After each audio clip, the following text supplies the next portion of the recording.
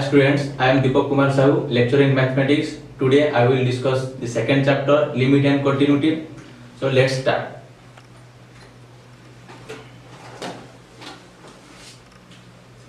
So today first I will discuss about limit, then later I will discuss continuity.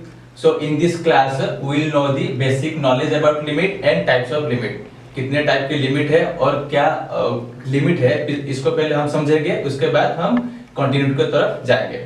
So let's start. First of all, what is limit?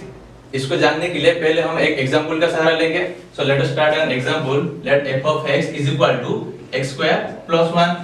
So if I will say what is the value of these functions at x equal to 1, then what you will do?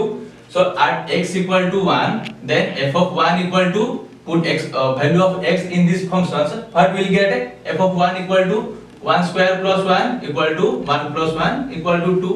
So when x equal to 1, we get the value of these functions equal to 2. So if I say what is the value of x equal to 2, what is the value of these functions when x equal to 2? So what we will do? So when x equal to 2, so put the value of this in this equation, then we will get f of 2 equal to 2 square plus 1 equal to 4 plus 1. So इस function में हम x का value पहले हम put करते हैं, फिर उसके बाद हम फंक्शन का वैल्यू निकालते हैं. In this way we can find out the value of this function. So whatever be the value of x in real value, x का कोई भी रियल वैल्यू लेके हम f of x का वैल्यू निकाल सकते हैं. So in this functions we can find out any value, taking any value of x, we can find out the value of these functions taking any real value of x. So let us take another example. Suppose f of x equal to x square minus 4 by x minus 2. हमने ये function लिया है, तो अगर हम पूछेंगे कि x equal to 2 में इस फंक्शन का वैल्यू क्या है, what is the value of these functions when x equal to 2? So if x equal to 2, if we put this value in functions, then what we will get? We get f of 2 equal to 2 square minus 4 by x minus 2. That means 2 minus 2 equal to 4 minus 4 by 2 minus 2, which is equal to 0 by 0. यहाँ पे numerator denominator दोनों में 0 है. इसका मतलब ये क्या है? ये मीनिंगलेस है. इसको बोलते हैं इनडिटरमिनेट फॉर्म. इनडिटरमिनेट फॉर्म और मीनिंगलेस फॉर्म. इसका कोई मतलब नहीं है. अगर हम एक का वैल्यू इस फंक्शन में डायरेक्टली वैल्यू पुट करते हैं तो हम क्या मिलता है? 0 by 0 फॉर्म में आ जाता है. इसको बोलते हैं मीनिंगलेस फॉर्म. इस वैल्यू का कोई मतलब ही नहीं है, इसका कोई वजूद ही नहीं है. तो इसको बोलते हैं 0 by 0 or indeterminate form. So how to calculate these functions at x equal to 2? So हम डायरेक्टली वैल्यू पुट नहीं कर सकते, so इसीलिए हम लिमिट का सहारा लेते हैं. So let us start how to calculate these functions when x equal to 2. So तो हमने फंक्शन क्या लिया है? f of x equal to x square minus 4 by x minus 2. So we just calculate the value of these functions when x equal to 2. So x equal to 2 में इस function का value क्या होगा? तो हम लिमिट का सहारा लेंगे. So कैसे करेंगे? So पहले x equal to 1 से स्टार्ट करते हैं. So x equal to 1 में फंक्शन का वैल्यू क्या होगा? f of 1 equal to 1 square minus 4 by 1 minus 2. So 1 square equal to 1 minus 4 by 1 minus 2 equal to 1 minus 4 minus 3 by minus 1 equal to 3. ये हो गया. So अगर x equal to हम लेते हैं 1.4. So 1.4 में इस वैल्यू का क्या होगा? f of फंक्शन का वैल्यू क्या होगा? f of 1.4. So f of 1.4 क्या है? 1.4. just put value x equal to 1.4 in this functions, we'll get 1.4 square minus 4 by x minus 2. That means 1.4 minus 2 equal to, अगर इसको हम कैलकुलेटर में solve करेंगे तो इसका डायरेक्टली वैल्यू हम लिख देते हैं, क्या होगा? 3.4. सो अगर x इक्वल 1.4 में f ऑफ फंक्शन का वैल्यू क्या होता है? 3.4. x इक्वल 1 में फंक्शन का वैल्यू होता है 3. सो ऐसे ही सपोज x इक्वल टू और एक वैल्यू लेते हैं 1.5. सो इसका वैल्यू क्या होगा, f of 1.5 equal to 1.5 square minus 4 by 1.5 minus 2 ये। सो इसका वैल्यू अब निकालते हैं तो क्या होगा, इसका वैल्यू होगा 3.5। सो अगर और एक वैल्यू लेते हैं x इक्वल टू 1.6, तो इस x इक्वल 1.6 में f of x का वैल्यू क्या होगा, so f of 1.6 equal to 1.6 square minus 4 by 1.6 minus 2।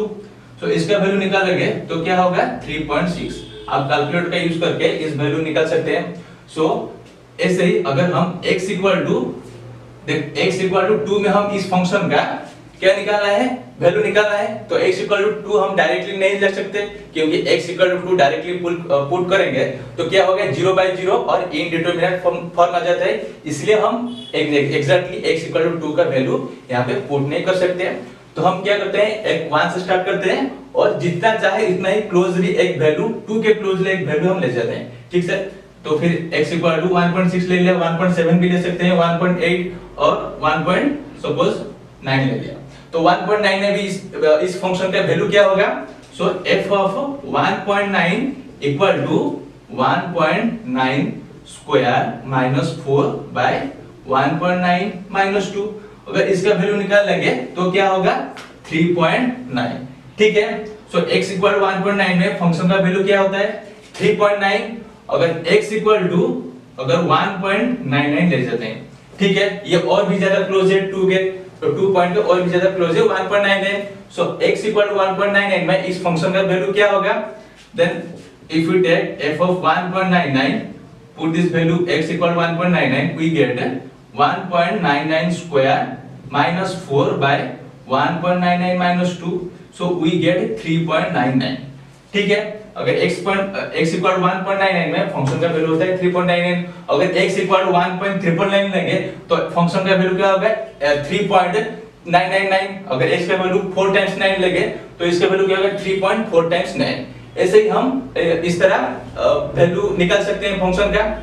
तो अब अगर हम इसको ऑब्जर्व करेंगे तो देखो, तो x इक्वल टू 1 पहले लिया, फिर 1 पॉइंट लिया, फिर 1.5 लिया, फिर 1.6, 1.9, 1.99, 1.999, 1.449, 4 टाइम्स 9 और 1.100 टाइम्स 9 की 1000 टाइम्स भी ले जाओ तो ऐसे ही फंक्शन का वैल्यू 3.100 टाइम्स 9 और 3 टाइम्स 9 को जितना भी हो सकता है।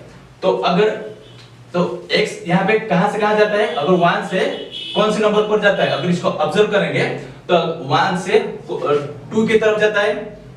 अगर 1 से कहां 2 के तरफ जाता है, इसका मतलब 2 के और भी ज्यादा जितना भी चाहे हम इस 2 के करीब ले जाते हैं पॉइंट को।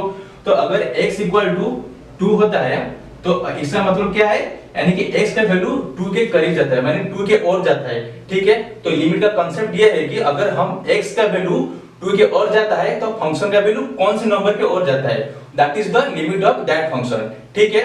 सो लिमिट का बेसिक कांसेप्ट ये है कि अगर हम डायरेक्टली पुट नहीं कर सकते क्योंकि इनडिटरमिनेट फॉर्म आ जाता है, 0 बाय 0 फॉर्म आ जाता है कि और भी कोई इनडिटरमिनेट वैल्यू आ जाता है, तो इसलिए डायरेक्टली वैल्यू पुट ना करके कोई फिक्स नंबर से स्टार्ट करते हैं, फिर उस नंबर के करीब जाते हैं, ठीक है। तो x इक्वल टू यहाँ पे 2 है, 2 के अगर हम इसको लिमिट निकालना है तो x tends to 2, that means x के वैल्यू 2 की तरफ जाता है। सो 1, 1.5, 1.6, 1.99 और 1.5 टाइम्स 9 ले सकते हैं। सो यहाँ पे x टेंड्स टू 2, इसको बोलते हैं tends to. So x tends to का मतलब ये है कि x के वैल्यू 2 के और जाता है। सो अगर x के वैल्यू 2 के और जाता है तो फंक्शन कहां से कहां जाता है, तो देखो पहले क्या आया 3, then 3.4, then 3.5, then 3.6, then 3.9, then 3.99, then 3.8, 4 times 9, 5 times 9, 3.100 times 9। अगर हम x का वैल्यू 1.100 times 9 लेते हैं तो x तो f फंक्शन का वैल्यू कहां से कहां जाता है, 3 से स्टार्ट हुआ और कहां से जाता है 4 की ओर जाता है, 3.100 times 9 की 1000 times of 9। सो फंक्शन का वैल्यू 4 की ओर जाता है। तो इसका मतलब है अगर x का वैल्यू 2 की ओर जाता है तो फंक्शन का f of s का वैल्यू 4 की ओर जाएगा। सो इसको बोलते हैं लिमिट। ये है basic knowledge of limit. That means हम x का डायरेक्टली वैल्यू पुट नहीं कर सकते, तो एक वैल्यू से लेते हैं और x का वैल्यू जहां से निकलना है तो उसकी तरफ एक पॉइंट से उस पॉइंट के और हम x का वैल्यू लेते हैं और उस हिसाब से हम फंक्शन का वैल्यू निकालते हैं। यहाँ पे x equal to x when x approaches to 2 that means x की वैल्यू अगर 2 की तरफ जाता है तो फंक्शन का वैल्यू 4 की तरफ जाता है, तो that is 4 is the limit of these functions. So इसको हम लिमिट के तरफ कैसे लिखते हैं, तो इसको हम लिखते हैं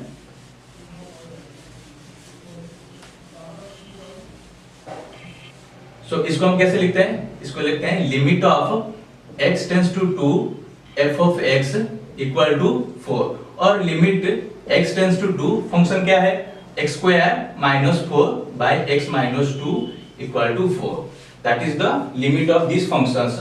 इसका मतलब ये नहीं है कि हम x का वैल्यू डायरेक्टली इसको पुट कर देंगे तो 4 निकलेगा, अगर इसका वैल्यू डायरेक्ट पुट कर देते हैं तो 0 बाय 0 आ जाता है.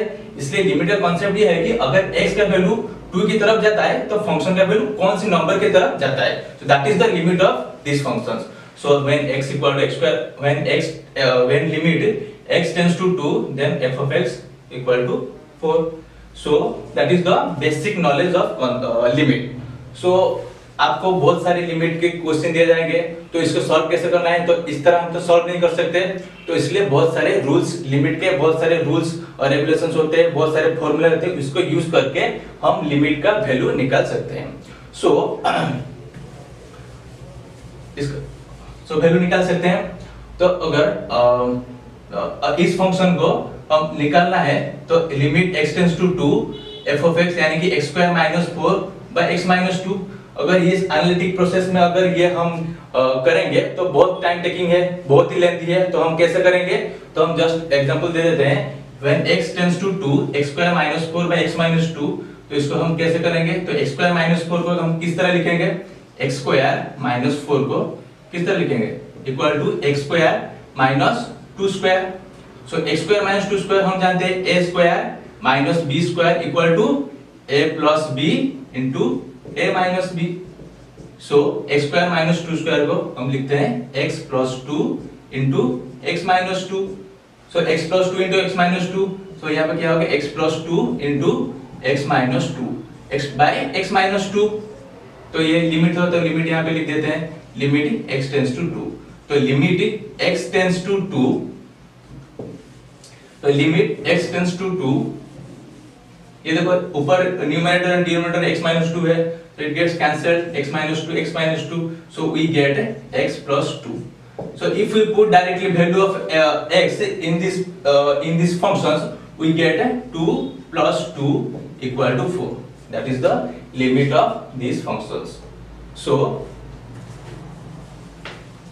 इसका मतलब ये है कि limit x tends to x square minus 4 by x minus 2 equal to 4 है.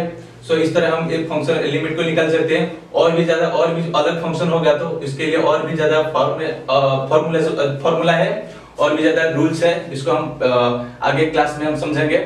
तो अब लिमिट का बेसिक नॉलेज आ गया है. अगर तो लिमिट का और भी ज्यादा जो क्वेश्चन है उसको हम आगे नेक्स्ट क्लास में सॉल्व करेंगे. तो और कुछ रूल्स एंड रेगुलेशंस और कुछ फॉर्मूलाज है जिसको हेल्प करते हैं कि कैलकुलेट करने के लिमिट को. सो हमने क्या जाना, सो लिमिट क्या है, सो इसका डेफिनेशन यहाँ पे लिखा है. तो late f of x be a function, the limit of f of x at point x equal to a is denoted by limit f of x tends to a. ये हमने जाना कि लिमिट को हम किस तरह लिखते हैं, when x tends to a f of x, so limit f of x tends to a. So and it means that when x approaches to a then f of x approaches, यानी कि हम अगर x a की तरफ जाता है तो f of x कौन सी वैल्यू की तरफ जाता है, that value is the limit of this function, this f of x value. So ये हो गया. अगर नेक्स्ट में हम क्या जानेंगे, टाइप्स ऑफ लिमिट. सो हम जानते हैं टाइप्स ऑफ लिमिट, ठीक है. सो टाइप्स ऑफ लिमिट में हम क्या जानेंगे, पहले हम लेफ्ट हैंड लिमिट जानते हैं. सो पहले क्या आता है टाइप्स ऑफ लिमिट में, पहले हम जानेंगे लेफ्ट हैंड लिमिट. फिर सेकंड में आता है right hand limit. So types of limit, दो टाइप्स ऑफ लिमिट है. पहला है left hand limit and second is right hand limit. So left hand limit और राइट हैंड लिमिट क्या है उसको जानने के लिए हम पहले डायग्राम ड्रॉ करते हैं, एक ग्राफ ड्रॉ करते हैं. Suppose this is f of x when x equal to a. x equal to a में f of x का लिमिट हमें निकालना है. सो लिमिट का मतलब मैंने समझाया था कि अगर x का वैल्यू a की तरफ जाता है तो f ऑफ x का वैल्यू कौन से नंबर की तरफ जाता है। तो अगर x equal to a, suppose a में भी एनी 1 2 3 4 -3/4 जो भी हो सकता है। अगर यहाँ पे x इक्वल टू a है, तो अगर x इक्वल टू a को अप्रोच करने के लिए कितने तरीका होता है, दो तरीका होता है। लेफ्ट हैंड साइड से हम a की तरफ जा सकते हैं और राइट हैंड साइड से हम a की तरफ जा सकते हैं। ठीक है, अगर लेफ्ट हैंड साइड से हम a की तरफ जाते हैं तो इसको बोलते हैं लेफ्ट हैंड लिमिट और LHL हम लिख सकते हैं। अगर राइट हैंड की तरफ से अगर a को अप्रोच करेंगे और a की तरफ जाएंगे तो इसको बोलते हैं राइट हैंड लिमिट। तो लेफ्ट हैंड लिमिट का मतलब ये है कि जो लेफ्ट हैंड लिमिट है, इसका मतलब है कि हम लेफ्ट हैंड साइड से a की तरफ जाते हैं। जो लेफ्ट हैंड साइड में जो x का वैल्यू होता है वो क्या होता है, वो a से लेस देन होता है, यानी a से डिक्रीज मींस लोअर नंबर होता है, और a से जो राइट हैंड साइड से नंबर होता है वो क्या होता है, वो ग्रेटर देन होता है, यहाँ पे लोअर देन नंबर होता है। सो a से यहाँ पे लोअर नंबर होता है, यहाँ से ग्रेटर नंबर होता है। सो इस लेफ्ट हैंड लिमिट का मतलब ये है कि x का a से जो लोअर नंबर है इसको हम ऑब्जर्व करके a की तरफ जाते हैं। सो इसका मतलब ये लेफ्ट हैंड लिमिट है।